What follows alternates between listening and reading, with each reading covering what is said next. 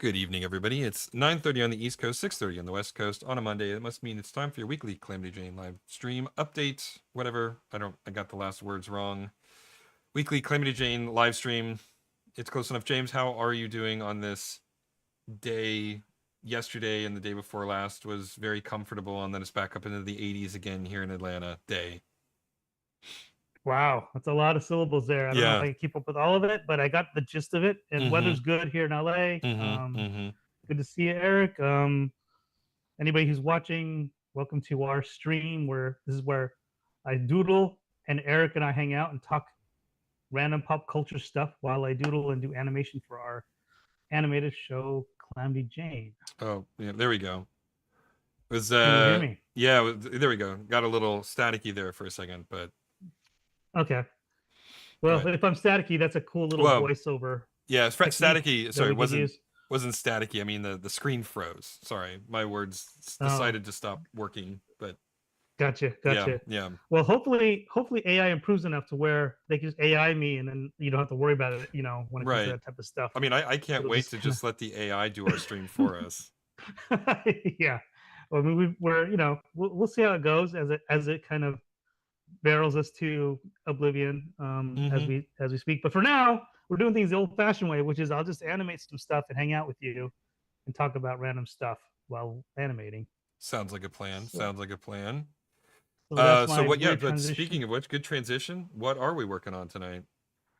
So you recall this scene? Tinsel comes into town to save Calamity Jane from this warhog craziness.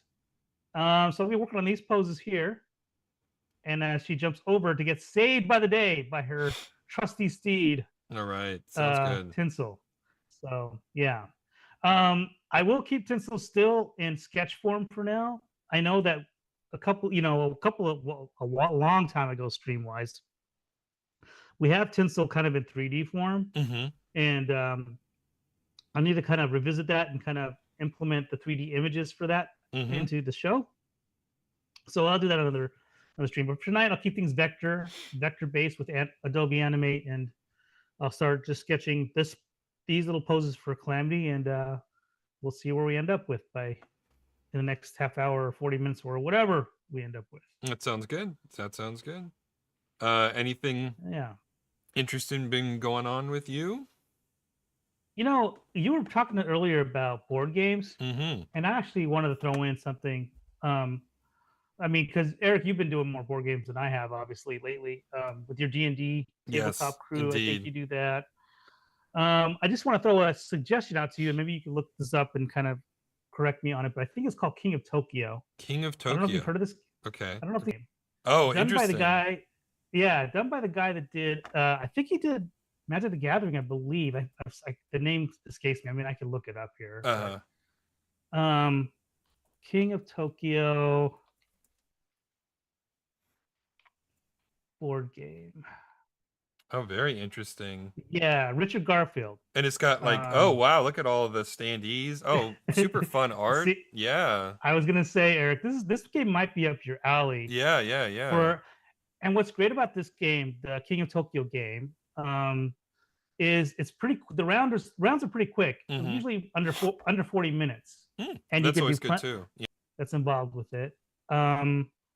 But yeah, I do recommend it as kind of a fun little party game to do. You can even play with 2 people if you wanted to. I do think it's the ideal size is about 4, I think, or however many kaijus there are. Looks like there's about 5 or so. That's a pretty good number, but it's a blast of a game to play. It's about taking over Tokyo and sort of the outer rim of the Pacific if there's more than 4 players. And then the other monsters that are out in the sea are trying to take over Tokyo too, but by attacking the monsters that live in Tokyo and getting their energy up and stuff like that. And there's a constant battle, dice rolls. The dice are kind of specific to certain power. It's a really fun game. So I wanted to kind of throw it out. There's a random offshoot kind of a thing to discuss tonight for board games. Yeah, I like it. That's I put it on my list. I'll take a look, more deep dive into it after a stream. The game that I was talking about before the stream started is a board game called Flamecraft. Mm-hmm. It's a resource collection and management game where the fictional gimmick, I guess, or the justification is that you're in a fantasy town where dragons are work hand in hand with humans to do a variety of tasks. At least that's the sort of art presentation of it. The actual mechanics of it have nothing to do with dragons or or shops. It's mostly Mm-hmm. about collecting and spending resource points to get the resource tokens to get the most points at the end of the game. But it's a lot of fun. I played it once a couple of years ago at a New Year's party and really enjoyed it enough that I went and bought it the next day. Mm-hmm. And Katie was kind enough to indulge me this evening, and I got to bust it out and give it another run through. And I really enjoyed it. Board games aren't really Katie's things, but I really appreciated that she tolerated me for it. Mm-hmm. Um, and um, and it's the thing that I really like about it is it is a little bit of a setup, but that is Okay. the longest part. Once you get everything set up, the game is really snappy. Each turn only lasts to 5 or minutes at most if you're really taking your time to think about what's going on. You can get through a whole game in about 35-40 minutes. Again, like you said, King of Tokyo, which is pretty good for a board game. Mm-hmm. Um, and and the art on the whole art presentation is really endearing. The dragons are very cute, and the shop cards are very lavishly drawn.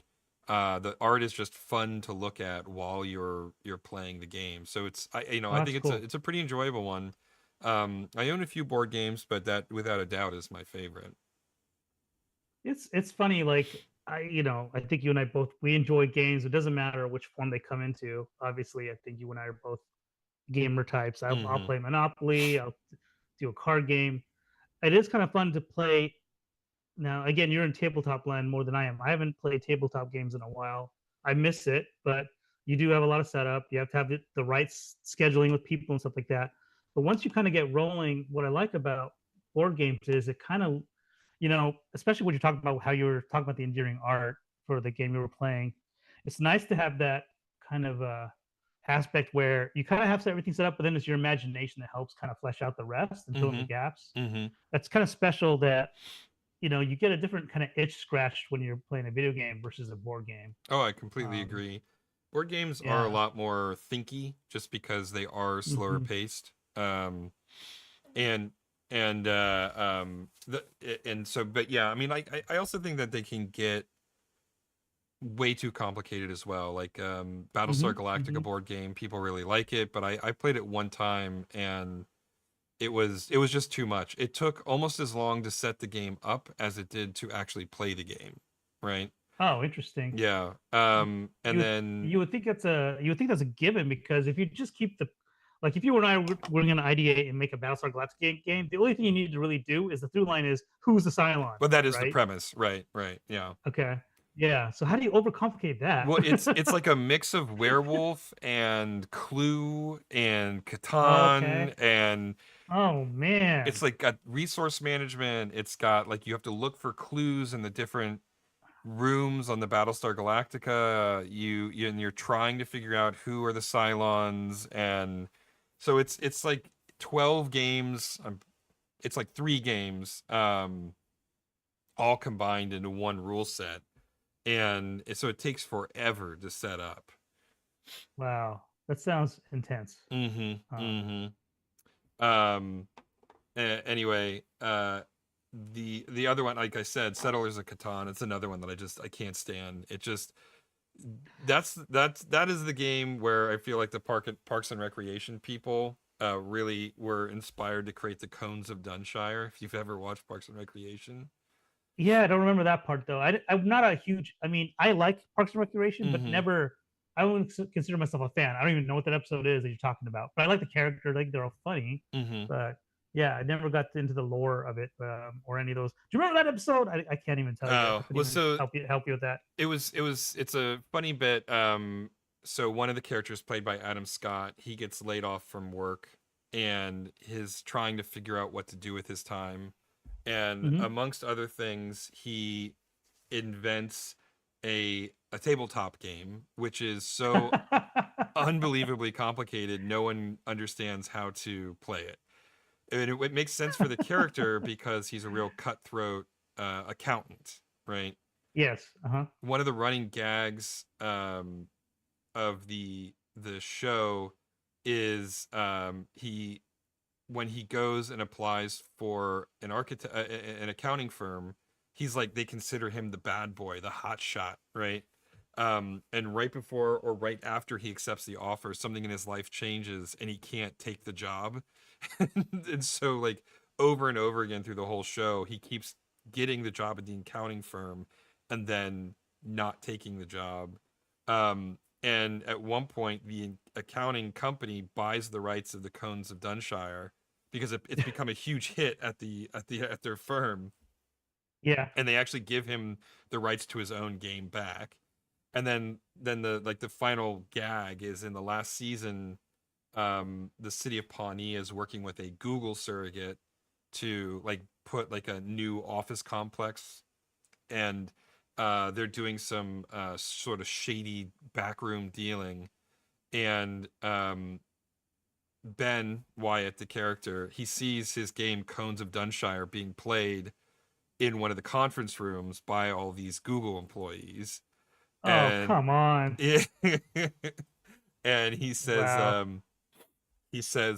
I made this game, and they don't believe him. They go, "You're the creator?" Psh, no, I don't believe it. And he's like, "Well, tell you what, we'll play the game together, and if I win, you'll agree to do this one thing, right? And if I lose, I'll agree to do this one thing."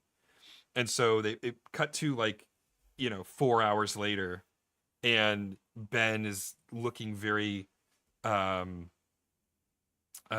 cautious at the board, and I mean, I'm gonna ruin the joke, but basically he says the most nerdy series of words that you can possibly imagine, and they don't make Yeah. any sense whatsoever because I mean it's not a real game, but within the context of the gag it makes perfect sense.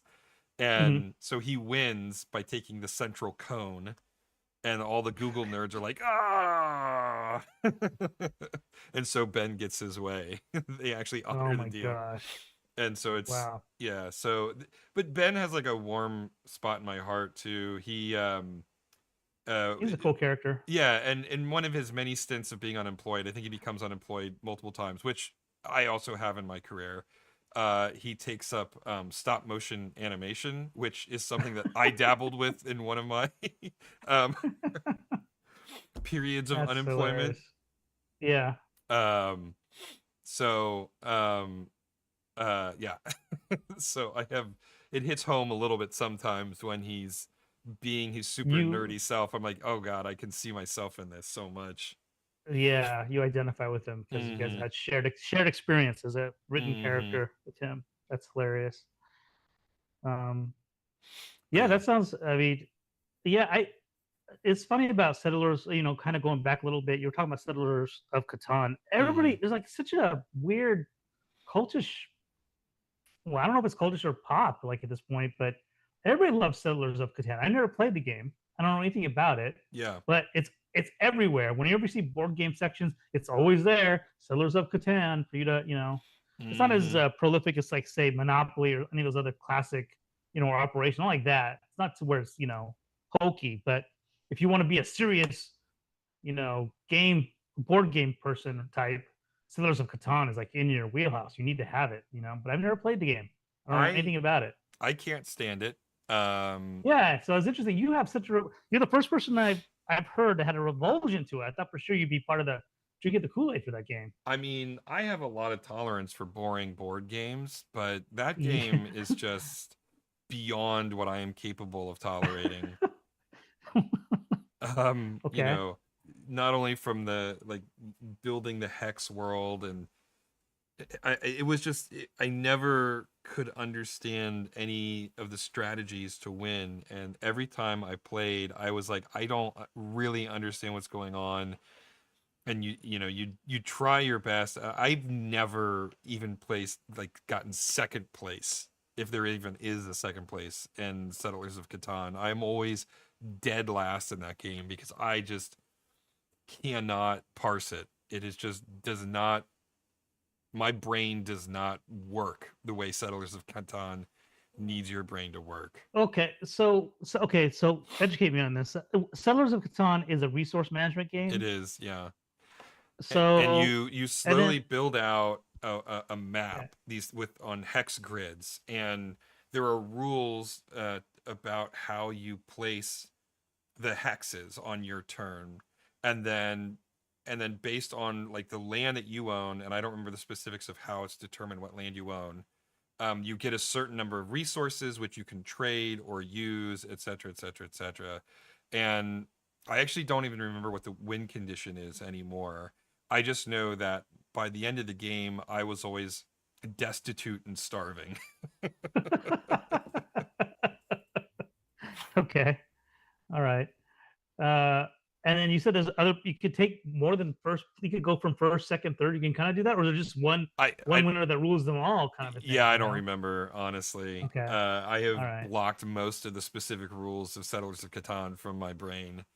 I just still have nightmares about that hex grid of land and wheat and all that other nonsense.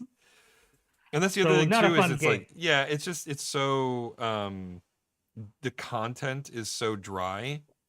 Um, with the Flamecraft game that I was talking about, Mhm. the art is really fun to look at. The Yeah. sort of fiction, if as much as it is of the game, is fun and silly.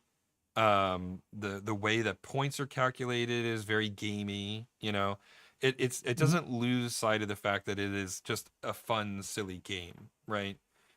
Hmm. Another couple of games that I like are like Zombies, which is a really fun sort of, again, it you build an environment, but the game is all about surviving a zombie apocalypse, right? And Hmm. so, Hmm. and it has different phases. So like the first half of the game, everybody is working together, but then the second half of the game, once you draw the helicopter card, only one person can get on a helicopter. So it starts as a team game, and then at the end of in the second half of the game, it is an every man for himself kind of deal. And so that kind of Okay. twist is really interesting, and that's really fun, right? And then another game that I like is Betrayal at the House on the Hill, or it's other graphical version, Betrayal at Baldur's Gate. So one of them is a horror themed version of the game, and then the other is a D&D themed version of the game. But basically, again, you build out an environment by drawing cards, but then halfway through, the haunt starts, and one of the players, they become the bad guy effectively. And there's like 30 or 40 different bad guy scenarios based on how the haunt was started. And so there's this massive turn where it becomes, most of the players versus one of the players. Um, Hmm. and it's fun too, just because of the way the game changes, and just the thematic aspect of it, and the art's fun to look at. I just find Settlers of Catan to be boring at every angle that you cut it. Say again the name of the game you just were talking about. Betrayal at the House on the Hill, or Yeah, that Betrayal at I Baldur's have Gate. played the game. Yeah. I have played House on the Hill. I have played that game, and that's one where you set up these little grid Yep. pieces of. Yep, and then yeah, everybody has their players, and then there's a point where if you're the bad guy, you actually have to leave the room and Mm-hmm. discuss something. And Mm-hmm. yeah, Mm-hmm. that game is a lot of fun. But my only critique about that game is it feels like there's a little bit of a setup just to kind of get it going.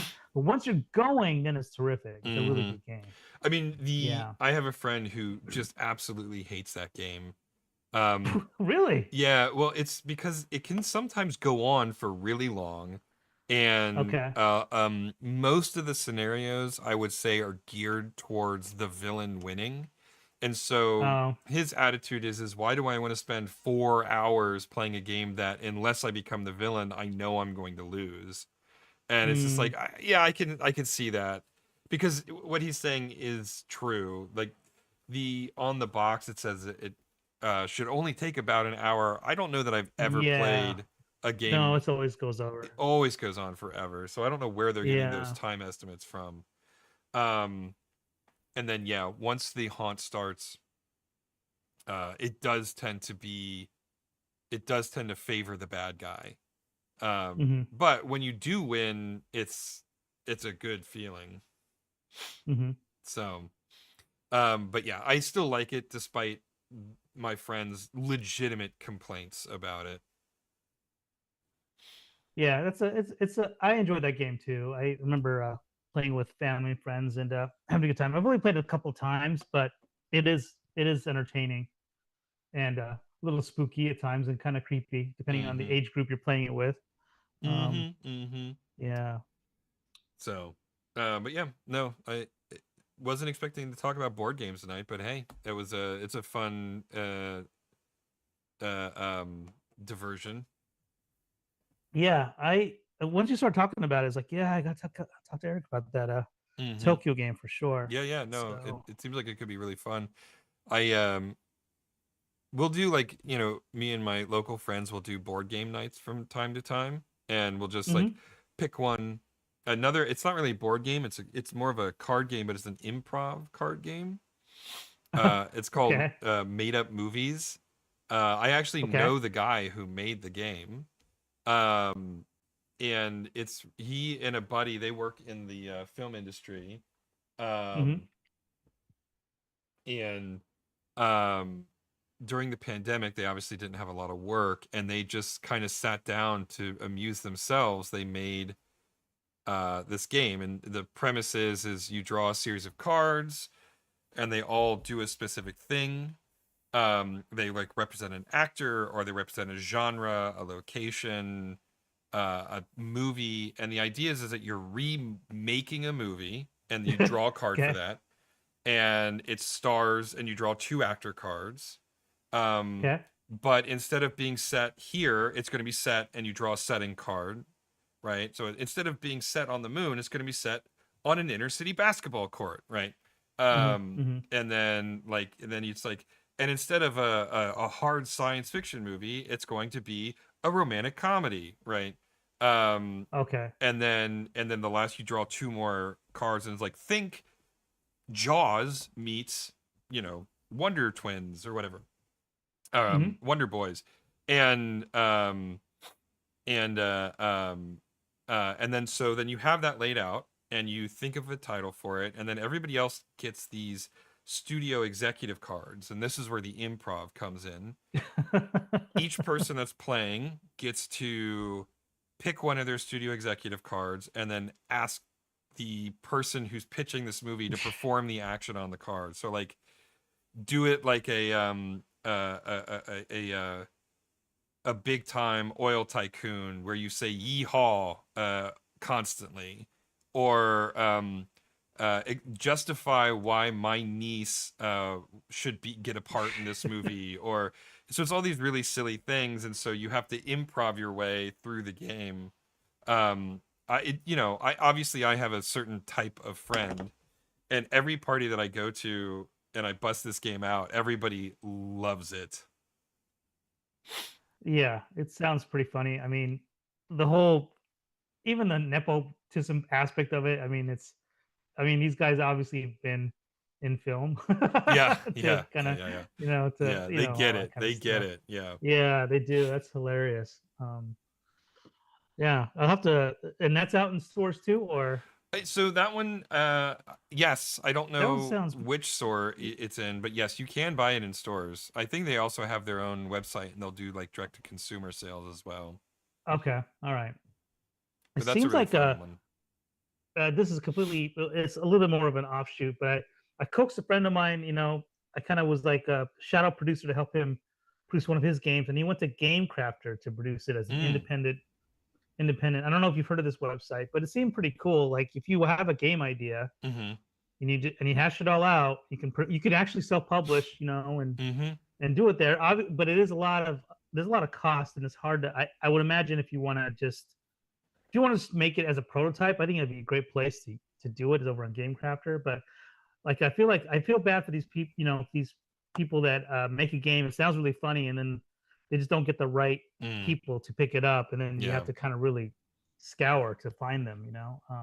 Yeah. Yeah. Yeah. I knew a guy years ago when I was still living in Seattle who made his own board game, like from the ground up. I did beta Wow. testing for it a bunch of times, Okay. Hmm. and he even sent me a free copy of the game when he finally published it. And Uh huh. it is very very hardcore. It's not like a casual board game. It's called Hmm. Children of Prometheus, I believe, and it's very ancient Greek or ancient Roman mythology inspired um, uh, art, and it was cool getting to prototype that game because I beta tested it 3 or 4 times over the years, and it was fun watching it go from such an initial sort of rough idea to this finished product. And I Hmm. remember getting the finished product and being like, "Wow, this is really cool! I can't believe this actually came out." So I need to check to see how he actually had it published, but maybe it was through that same organization. Hmm. So, but yeah, so you didn't have to actually buy it. He sent it to you, but yeah, Hmm. I mean, if how did you feel about the game? Did you enjoy the game? You thought it was really, It was it really was well put together, it but was really but really well intense? thought out. Yeah, Uh-huh. a little bit too intense for me. But one of the things I appreciated, it was really easy to set up. It was sort of reverse. Like some games are really really complicated to set up and then really easy to play once it's set up. Hmm. My memory of this game is it was pretty easy to get started, but then it got very complex the more you played through it. Okay.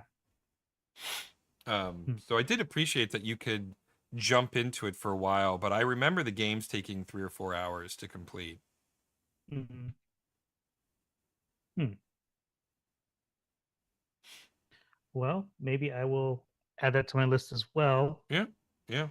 when I want to grab people and torture them with board game night.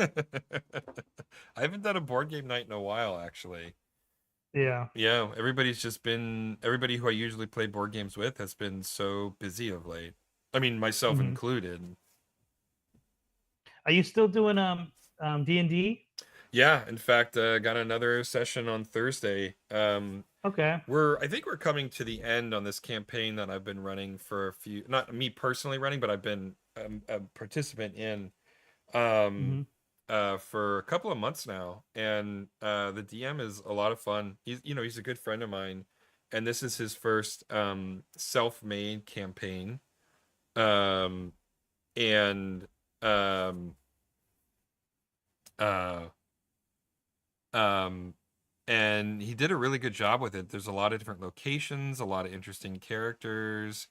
I'm getting to play one of my older characters. I have a few characters that I go back to over and over again, Uh-huh. and playing one of my older characters, and it's been fun to role play in that. And then the combat Hmm. encounters have been really good.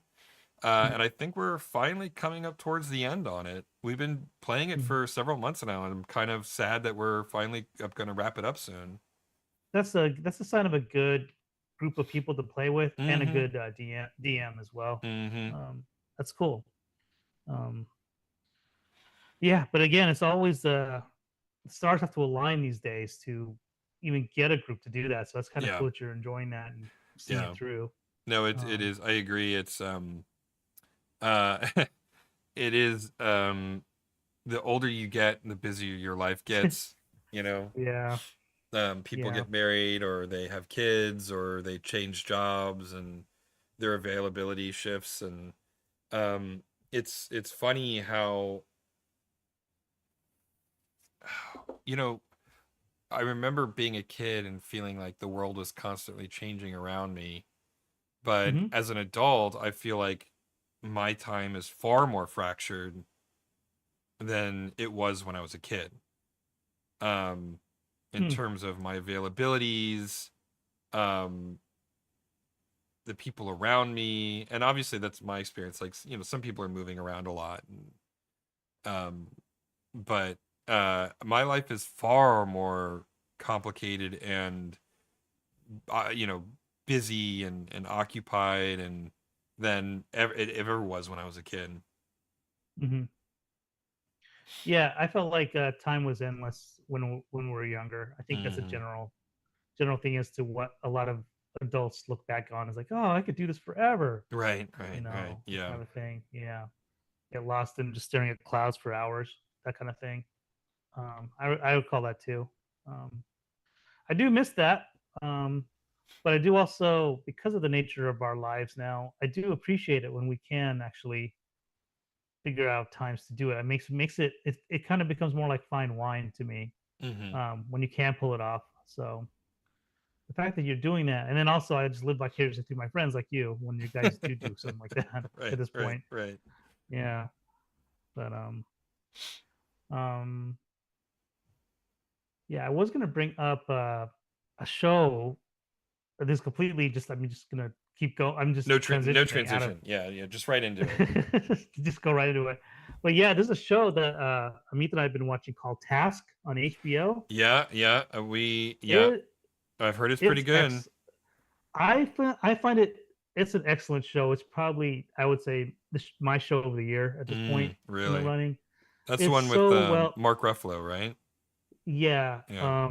The actors are. It's from the same team that did Mayor of Easttown, I think, which is another phenomenal detective drama type of show. Mm-hmm.